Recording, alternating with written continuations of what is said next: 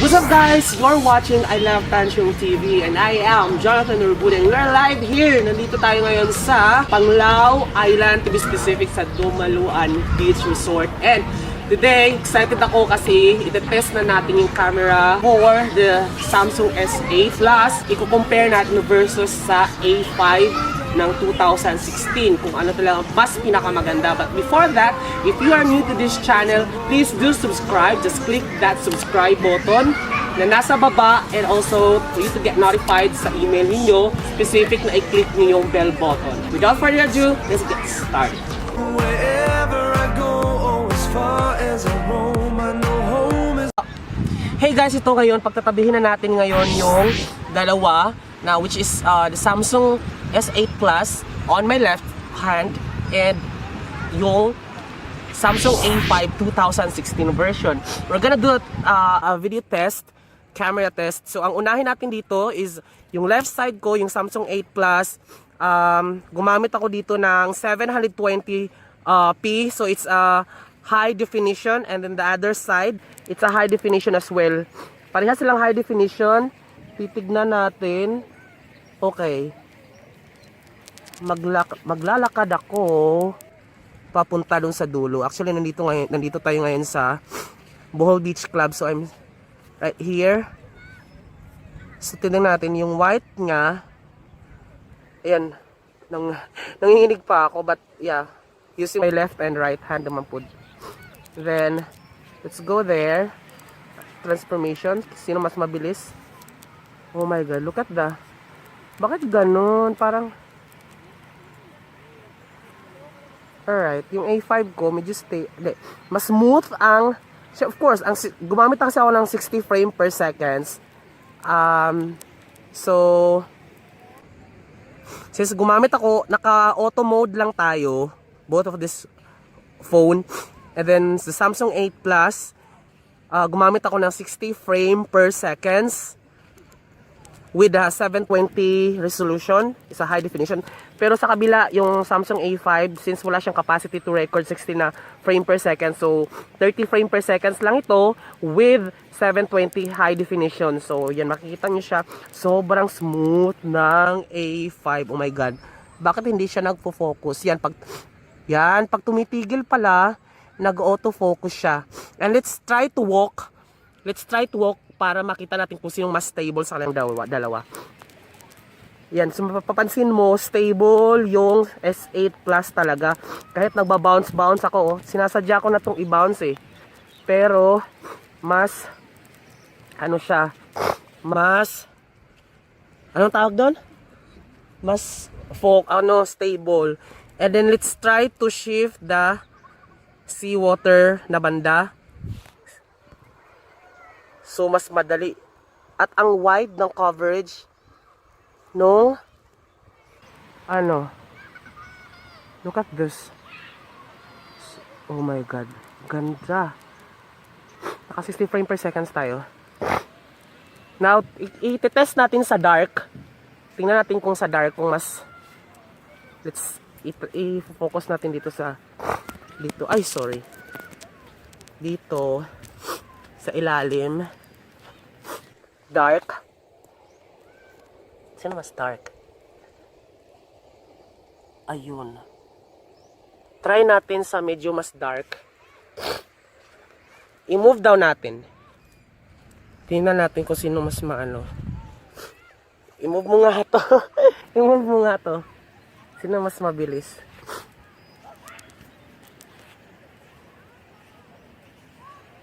Ayan, kung mapapansin mo yung S8 Plus, sobrang smooth. Para siyang napaka-realistic. Ano yung nakaka-capture ng mata mo, yun yung nangyari sa S8 Plus. OC. Pero kasi, normal naman yun ang 30 frame per seconds na ginagamit ko sa A5. Yun naman yung nadedetect din ng mata. Pero napaka-smooth nitong kabila talaga. Tapos, itatry natin. I-try naman natin na gumamit ng 30 frame per seconds with full high definition.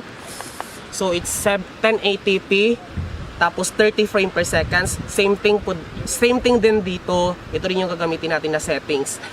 Both naka-auto siya. So yan na to. Parehas na sila ng settings. Naka 30 na to. Try nating mag-focus. Focus tayo dito. Ika. Ay, sorry. Ito sa Neo, titingnan natin. Medyo mas gray. Ay, medyo mas dilaw tong kabila. At nakabuka ka talaga ako, di ba? Medyo mas dilaw yung A5. Hindi ko alam kung anong ganito ba rin bang mangyayari sa ano. Hey, kamusta? Pero tingnan mo yung face niya. Mas makinis yung parang parehas lang. Pero mas parang dilaw tong ano. Yung white balance. I-check naman natin yung white balance dito sa ano. Ay. Tingnan mo. Dito ka. Tapos, ang gagawin naman natin, separate natin siyang isushoot. Si, mag-shoot dito, sa kabila. Ikaw mag-shoot nito. Tapos ako nito. Tapos, magkatabi tayo. Tapos, press tayo ng angulo na anuhin. I-zoom natin. Dito tayo. Tapos, i-zoom natin yung babae naglalakad papunta dito. O, tingnan mo. Detail ba? Ang haba ng zoom niya. Pero noise na siya, hindi na siya ganun ka-clear. Focus daw natin. Hindi na siya ganun ka-clear. Patingin lang sa'yo. Naka-zoom na yan? Oh. Paano mo zinom? Todo na yan? Oh. Tingnan mo sa akin. Nasaan na ba yung babae? Ayan oh. So mas maano yung zooming nito. I-zoom out natin. Mas mahaba yung zoom ko dito. Mas mahaba ang S8. Tapos try natin mag-focus ng isang maliit na bagay. Or yung macro. Ay, micro ba yun? Micro shot. Yung maliliit lang. Hanap tayo dito. Ito. I-focus natin to. Dito tayo. Halika.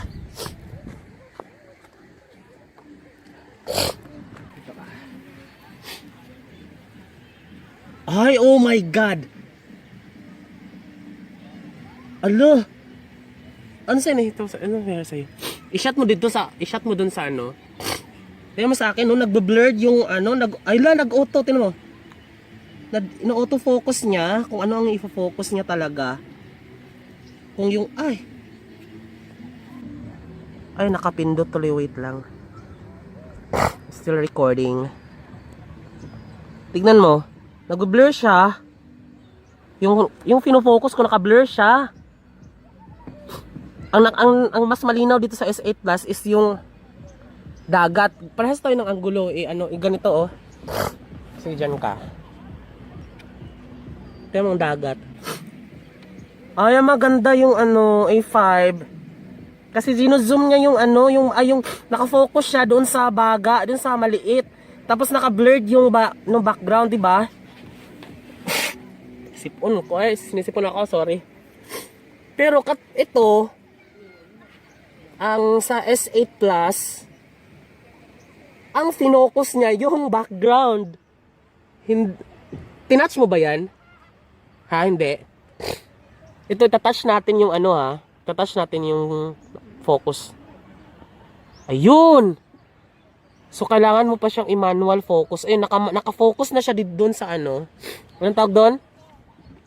Naka-focus na siya doon sa maliit. Tapos ilipat natin, sino mas mabilis mag-focus.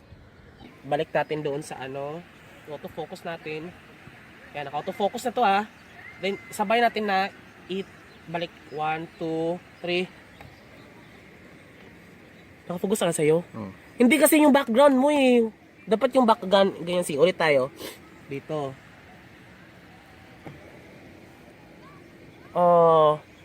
Mas nag-auto-focus ang A5 agad.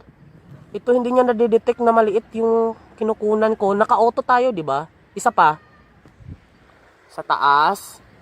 Then, focus. Panalo. Panalo yung A5 for auto-focus. For auto. Naka-focus siya automatic. Doon mismo sa itatapat mo na maliit na bagay. Kasi ito talaga, wala talaga oh. Kailangan mo pang i-click yung Ito, kailangan mo pa itong i-click. Ayan, i-click natin ha. Saka pa siya nagfo-focus. Tapos i-unclick ulit natin, i-auto-focus natin siya para Leno. Tapos i-focus, ilayo natin. Yan. Maganda siya pag mga naka horizon. I don't know kung ito lang yung setting ko ha, baka may hindi pa akong ginagawa na dito for setting. Kasi para na rin siyang SLR, may manual setting siya na titimplahin mo yung ISO, titimplahin mo yung aperture, may mga ganon din siya. Tapos ito ibalik natin. 1 2 3. Wala, hindi talaga siya nag-autofocus. Yung A5 ko, ang ganda oh. Naka-focus siya dun sa kabila eh.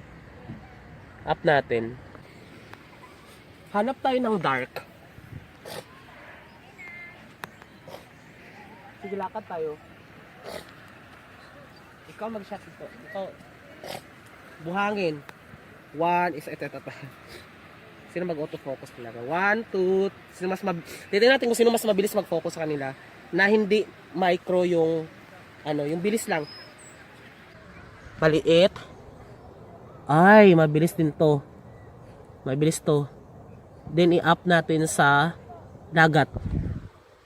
Walang pagbabago. In this competition, itong panalo ang S8 Plus. Ay, nag-blurred. Blurred ang A5. So blurred ang A5. Ibalik natin sa baba. 1, 2, 3. Oh. Mas mabilis yung A5 din, no? Ito, mas mabilis din to eh. Try natin ibalik sa dagat. 1, 2, 3. Ay, blurred talaga ang A5. Hindi siya Pindutin mo yung autofocus. Hindi ka naka-autofocus eh. Blurred yan. Blurred pa rin kahit naka-autofocus. Sige, lakad tayo. Panning tayo, panning. Pan to the left naman tayo. Kung sinong mas blurred din. 1, 2, 3. Ikot lang tayo. Pan to the left.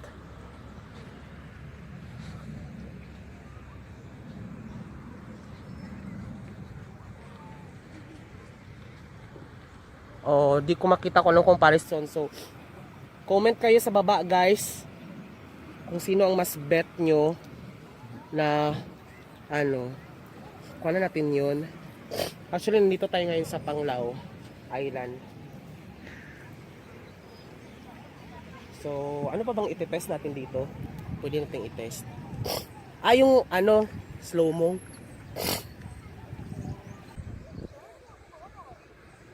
Paa. Ikaw nga, paa, tas angat mo. Blurred talaga. Hindi na, naka-out of paa. Taas. Hindi na, no? Okay guys, kukunan natin ngayon si Rancel ng picture. And then, 1, 2, 3.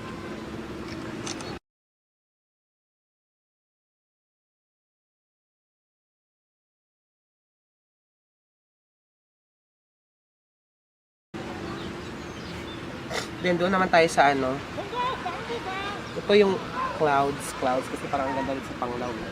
Hindi, ito gantong angulo. Hindi, okay lang, sige. Kasi sabay lang, i-compare ko naman ito. 1, 2, 3.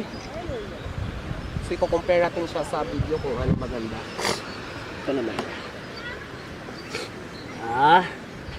1, 2, 3.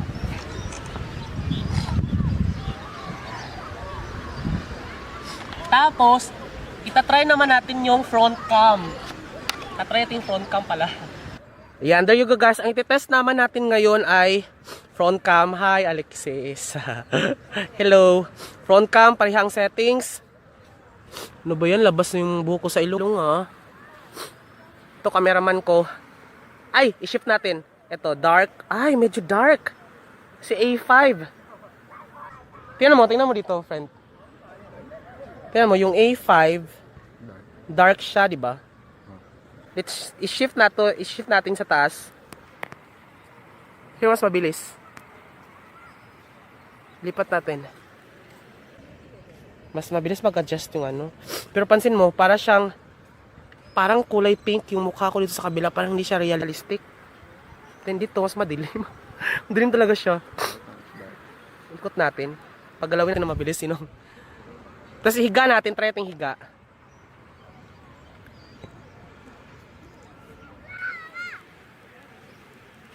Tingnan mo, tingnan mo. Tingnan mo, ito maganda sa ano, binablur niya yung likod. Pero ang A5, default lang siya. Ito, hindi eh. Oh. Ito, medyo pink yung mukha ko dito. Try naman natin kunan ng picture. Pindutin mo yung ano. Magka-capture tayo. Pindutin mo nga tong camera. Ay, maganda. Kasi ito, pwedeng mag-ano. Ito nga, capture mo nga ito doon. So, yun yung dalawang picture. Anuhin nyo na lang, kukompare nyo na lang kung anong mas gusto nyo. There you go guys, napanood nyo na po yung video ng comparison between the A5 and Samsung 8 Plus with regards to their video quality, sound, and yung outcome nila. So, I'm pretty sure after na napanood nyo to, meron na kayong option. Ito lang ang aking ni-review kasi I'm very particular with the camera because I'm gonna use it sa mga future vlogs ko. If you like this video, give a massive thumbs up. Of course, please do share this to your friends who are still undecided kung bibili ba nila tong phone na to. And this is not a sponsored post. Ito lang yung mga review ko na ginawa ko for my vlogs. And of course, please subscribe this channel. Just click the subscribe button and the bell button for you to get notified. And please watch related videos yung nasa gilid, yung dalawang boxes na nasa gilid, and yung below to subscribe and to visit my blog sa ilovetansyong.com. Click this pair nandyan sa gilid. So once again, this has been Jonathan Orbuda. Thank you so much for watching guys. Bye-bye.